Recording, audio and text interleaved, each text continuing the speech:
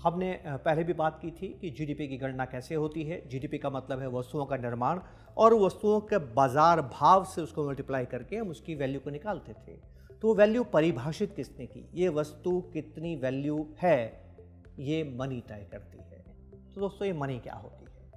ये मनी के 4 कैरेक्टर्स हैं, 4 फीचर्स। किसी भी चीज़ में अगर ये 4 बातें हैं तो वो मनी है। पहली, मीडियम ऑफ एक्सचेंज। दूसरी, यूनिट ऑफ अकाउंट। मनी एक कॉमन यार्डस्टिक है जो विभिन्न चीज़ों के वैल्यू को तय करती है, और हर वस्तु को इस प्राइस या इस वैल्यू के अनुसार हम उसको कंपेयर कर सकते हैं। तो मनी एक यूनिट ऑफ अकाउंट है। दूसरा, मनी जो है ये स्टोर ऑफ वैल्यू है। इसका मतलब ये है कि किसी भी चीज़ की वैल्यू को उसमें स्टोर किया जा सकता है, और इस स्टोर को एक जगह से दूसरी जगह पे स्थानांतरित भी किया जा सकता है। अगर मनी में स्टोर ऑफ वैल्यू नहीं होगी, अगर उसमें वैल्यू निहित नहीं होगी, अगर वो वैल्यू की रक्षा नहीं कर सकती, तो वो वैल्यू नहीं रहेगी। इसका एक बहुत छोटा सा उदाहरण मैं आपको देता हूँ कि स्टोर ऑफ वैल्यू का मतलब क्या हुआ। कि जब भी किसी चीज़ की कीमत कम हो जाती है तो उसकी वैल्यू उतनी बढ़ जाती है।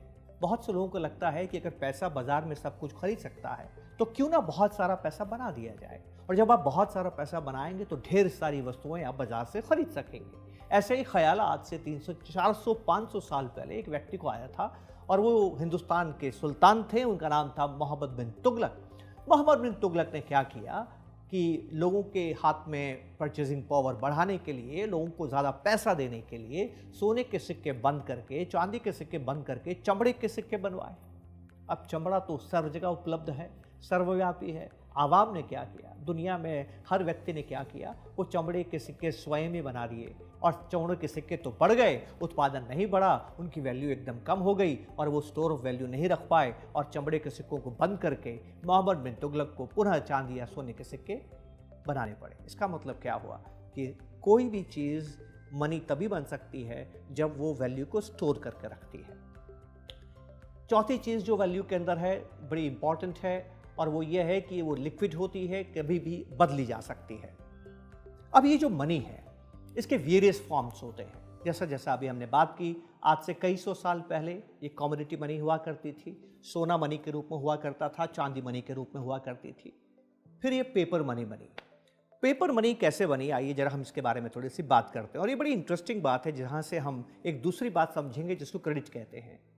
1600 सदी में क्या हुआ, 1500-1600 सदी में क्या हुआ, यूरोप में थोड़ी प्रगति हुई, और पूरा यूरोप दुनिया भर के अंदर कॉलोनाइजेशन करने गया, साम्राज्यवाद किया। उसने अफ्रीका को गुलाम बनाया, हिंदुस्तान को गुलाम बनाया, लैटिन अमेरिका को गुलाम बनाया, और विभिन्न देशों को जब उन्होंने गुलाम बनाया तो वहाँ से ढेर सारा सोना, चांदी और महंगे जवाहरात वो उस देश से अपने देश में लेके गए।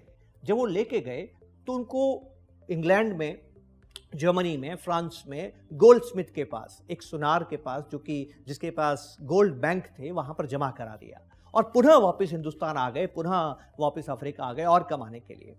तो जितने भी लोगों के पास सोना होता था वो गोल्ड बैंक में रखते थे।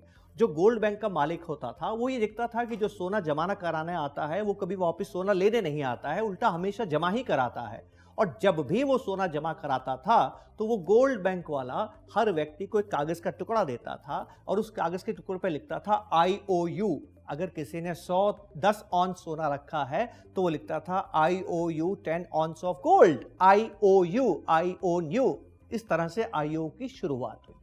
अब धीरे धीरे क्या हुआ, यूरोप के अंदर जिन लोगों को गोल्डस्मिथ ने, गोल्ड बैंक ने ये IOU नाम का एक पेपर दिया जिसपे लिखा हुआ था IOU 10 ग्राम्स ऑफ गोल्ड, वो अगर किसी व्यक्ति ने कोई सामान दुनिया से खरीदा, बाजार से खरीदा, तो उसकी पेमेंट इस IOU से करने लगा, और इस तरह से पेपर करेंसी का इजाद हुआ। मुझे उम्मीद है आपको बात समझ में आ रही होगी। IOU एक कागज है जो ये लिखता है कि मेरे पास आपका 10 ग्राम सोना है, एक कागज है जिस पे लिखा हुआ है। अब व्यक्ति उस कागज को समाज में बदलने लगा। जिसके पास भी IOU लिखा हुआ एक कागज होता था, वो अगर उसको किसी चीज़ को खरीदना होता था तो अगले व्यक्ति को ये दे देता था कि भैया तुम उससे जाके सोना ले लेना, और इस तरह से पेपर करेंसी का शुरुआत हुई।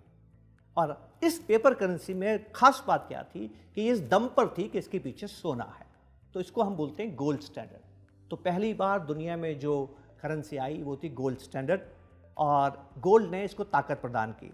एक और कहानी आप मुझे यहाँ पर याद आती है जो मुझे जिक्र करना बहुत ज़रूरी है कि डॉलर पूरी दुनिया में सर्वव्यापी करेंसी कैसे बनी। 1945 के अंदर अमेरिका ने एक ब्रेटन वुड्स समझौते के अंतर्गत दुनिया से ये वादा किया कि जिसके पास भी डॉलर्स होंगे उसके बदले में सोना को परिवर्तित किया जाएगा। तो दुनिया में जिसके पास भी डॉलर्स होते थे वो इस बात पे यकीन करता था कि उसके पास सोना है और इसलिए डॉलर में व्यापार होने लगा। पर 1971 में अमेरिका ने ये व्यवस्था ख़त्म कर दी, लेकिन अब तक दुनिया की आदत हो गई थी डॉलर को इस्तेमाल करने की। अब डॉलर सोने में परिवर्तित नहीं होता है। जब भी एक करेंसी जिसके पीछे सोना नहीं है, जब भी कोई करेंसी जिसकी स्वयं की वैल्यू नहीं है, उसको वैल्यू प्रदान की जाती है राजा के अनुसार या सरकार के अनुसार, उसको फिएट करेंसी बोलते हैं। तो दुनिया में फिएट करेंसी आई पिछले 70 सालों में। ये फिएट करेंसी महंगाई लाई। तीसरी चीज़ चेकेबल डिपॉजिट्स, बैंक जो आपको चेक देता है, याद कीजिए गोल्ड बैंक की IOU, चेक भी कुछ वैसा ही है। बैंक आपको चेक नाम का एक पेपर देता है, इसको आप मनी के रूप में इस्तेमाल कर सकते हैं। आज के ज़माने में debit card, credit card electronic money है, आपके पास पेटीएम, भीम जैसी डिजिटल मनी है। तो ये विभिन्न रूप हैं जो कि मनी के हैं। अब ये मनी किस तरह से हमें प्रभावित करती है, इसको समझने की हमें ज़रूरत है। ये पैसा कैसे बनता है, इस पैसे को हम कैसे मेज़र करते हैं, ये बड़ी इंटरेस्टिंग चीज़ है। पुराने ज़माने के मुकाबले आज GDP ग्रोथ ज़्यादा क्यों होती है? क्योंकि पुराने ज़माने में हम लिमिटेड मनी बना पाते थे, आज हम अनलिमिटेड मनी बना पाते हैं। मोहम्मद बिन तुगलक की ही तरह, पर उतना ख़राब नहीं, हम मनी बनाते भी हैं और उसमें स्टोर ऑफ वैल्यू को बरकरार भी रखते हैं। ये कैसे हुआ, ये समझने के लिए हम अगला वीडियो देखेंगे। पर हाल फिलहाल हम ये समझने की कोशिश करेंगे कि ये मनी जो है ये समाज में सप्लाई कौन करता है, ये मनी समाज में आती कहाँ से है और इस मनी को मेज़र कैसे करते हैं। इसको कहते हैं मनी सप्लाई। आप जानते हैं कि बाज़ार में जिस चीज़ की सप्लाई बढ़ती है उसकी कीमत कम हो जाती है। अगर मंडी में हापुस ज़्यादा आएगा तो उसकी कीमत कम हो जाएगी। तो इकोनॉमी में अगर मनी सप्लाई बढ़ जाएगी तो मनी की वैल्यू कम हो जाएगी, और वैल्यू कम हो जाएगी तो महंगाई बढ़ जाएगी। तो इस तरह से ये जो मनी सप्लाई है ये पैसे की वैल्यू और पैसे की कीमत, जैसे अगर बाज़ार में हापुस ज़्यादा आए तो उसकी कीमत कम हो जाती है। मेरे पास पैसा नहीं है, मैं आपसे पैसा उधार लेता हूँ तो मैं क्या करता हूँ, आपको ब्याज देता हूँ। तो ब्याज क्या हुआ, पैसे की कीमत। तो जब भी समाज में मनी सप्लाई बढ़ेगी ये पैसे की कीमत भी कम होगी, मतलब इंटरेस्ट रेट्स भी कम होगा। तो दोस्तों हम समझने का प्रयास कर रहे हैं इन्फ्लेशन, इंटरेस्ट रेट। इसको समझने के लिए मनी सप्लाई समझना बहुत ज़रूरी है। अगले वीडियो में इसका जिक्र करेंगे। आपने समय दिया इसके लिए बहुत बहुत शुक्रिया। नमस्कार, जय हिंद, धन्यवाद। म्यूचुअल फंड निवेश बाजार के जोखिमों के अधीन हैं। योजना से जुड़े सभी दस्तावेजों को ध्यान से पढ़ें।